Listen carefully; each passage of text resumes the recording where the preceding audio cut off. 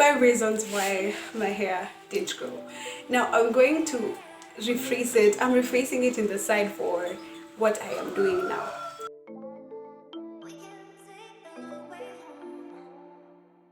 Hello good people, welcome back to my YouTube channel. My name is Delight and I'm really happy to have all of you here with me today. If you're new to this channel, karibu sana, feel at home. If you're already subscribed to this channel, thank you so much for subscribing and coming along this journey with me.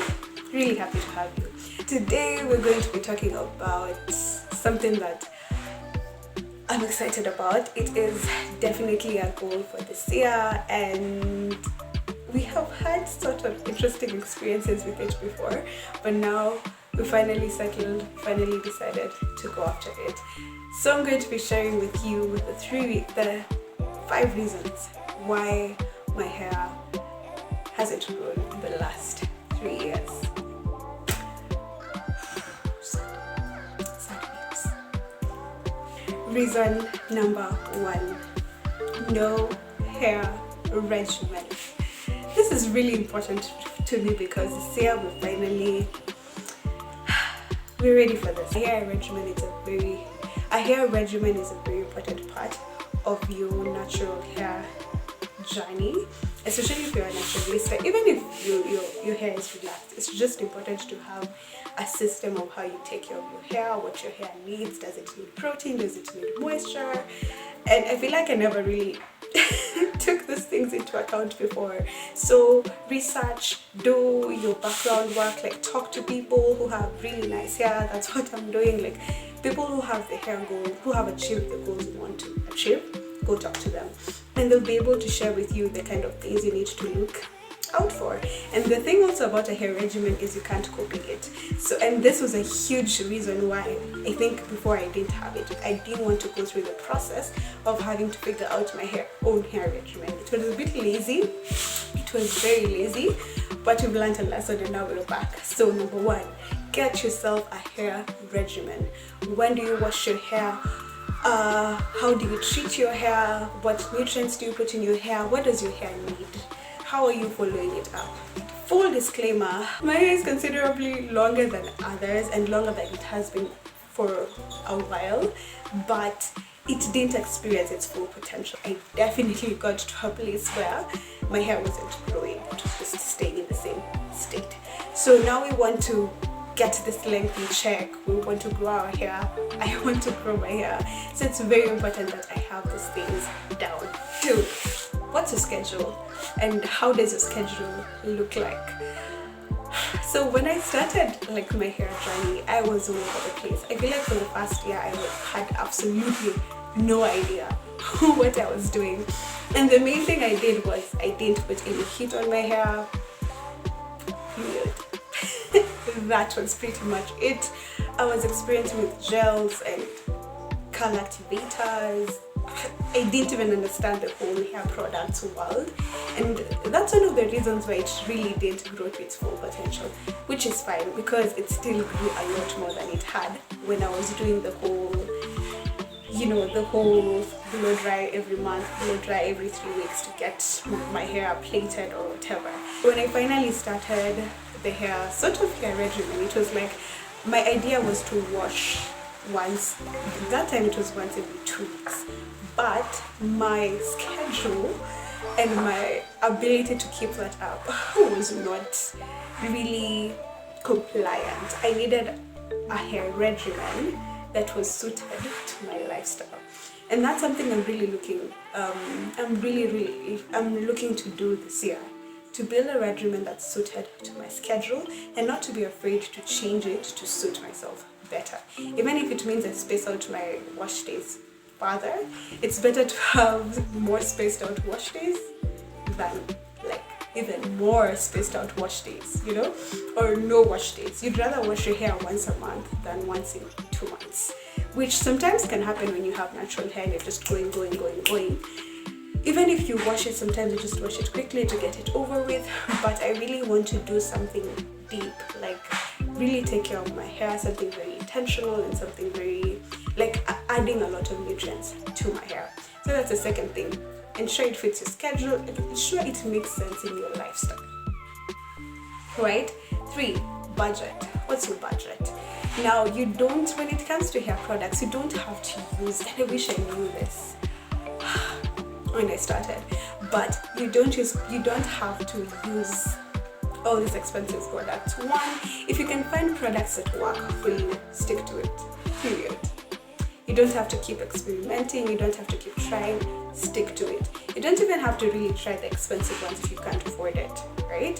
Secondly, if you can't even afford hair products, try replacing them with natural things like organic material, avocado, eggs, and you can just be buying like the main things like the shampoo, which, unless you know how to make at home, DIY shampoo, please tell us how you do it in the comment section below, because we want to know, especially if it's organic. So ensure you really, if money is a problem, find other substitutes to ensure that your hair has the necessary nutrients it needs. Even honey, apple cider vinegar, that can be expensive, but find natural products, organic products. You don't have to break your bank, because what I realized for me earlier when I began is products didn't cause money share, and I'm just like, oh my god, I don't have this product. Then it leaves me demotivated and all that kind of stuff. Aloe vera is also a really good natural product, especially if you have quick access to it. So yeah.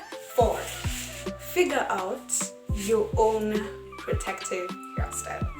So when I started my hair journey, first of all, way back before I met other people who are doing this, I just used to lose my hair in an afro, which you really need to ensure that your hair, like the edges, are tucked in nicely and away from all the drama that is in the world. So in my world, I just in the environment and losing moisture. You want to keep your moisture in as much as possible. So this is something I really need to do. At least for the first year, I wasn't really keen on protective styling.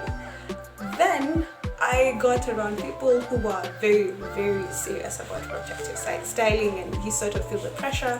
And the thing that was most celebrated were two-strand twists, and I really struggled with those ones. Not even to do them, but I just didn't like how they looked on my hair. My hair has different textures and different wave patterns and I don't know if it's wave patterns or curl patterns, but it has different patterns kila mahali.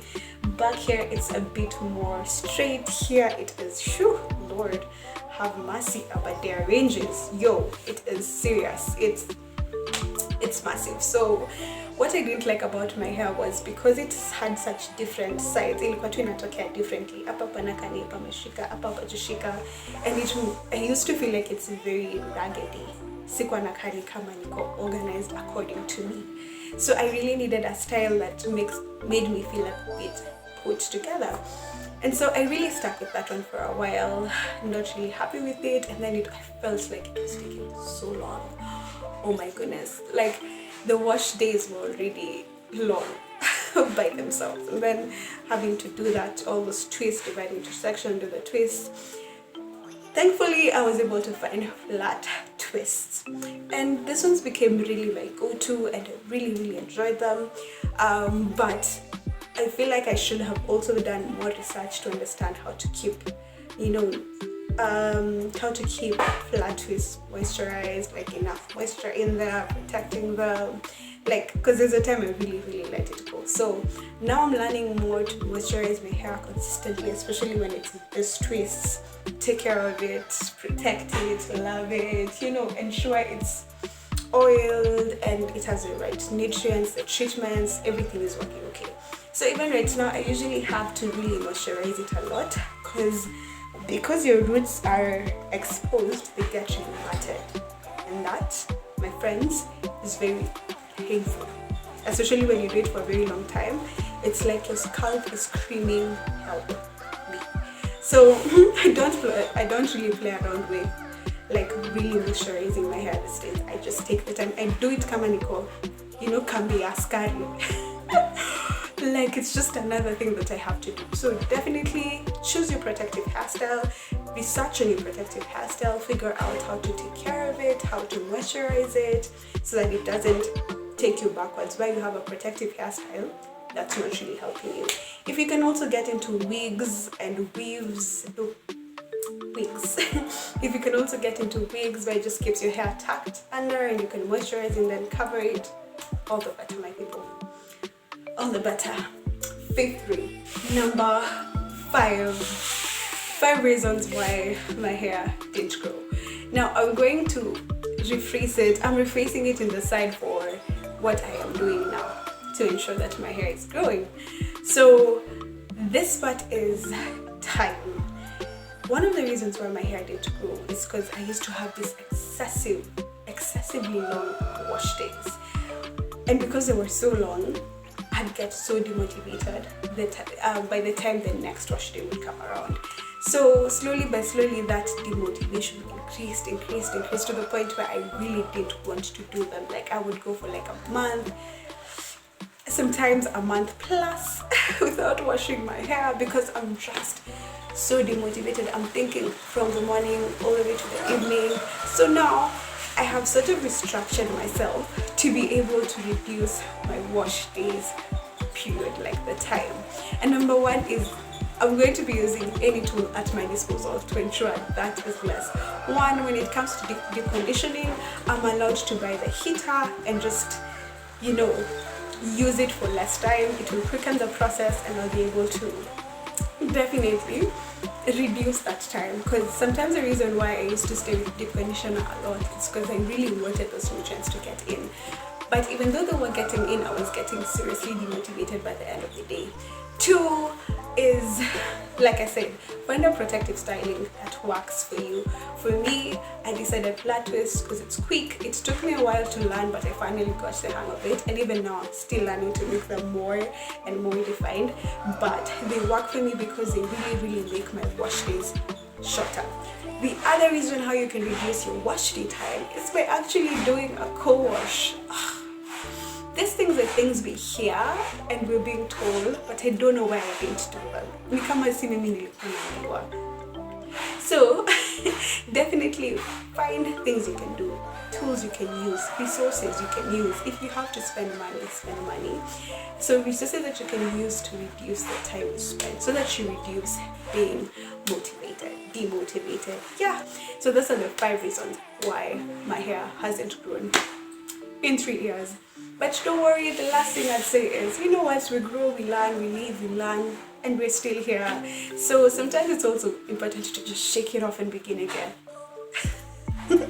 Shake it off and begin again, and that's exactly what we're doing. I have seen growth. I don't think my hair has ever been this long ever in my entire life. So it has been progress. It has been better than what I have, but there's more to come, and we're reaching out for the more. Thank you so much for watching. Thank you. I hope you've gotten something out of this. From my side to yours, keep it looking good. Keep it looking. Besos.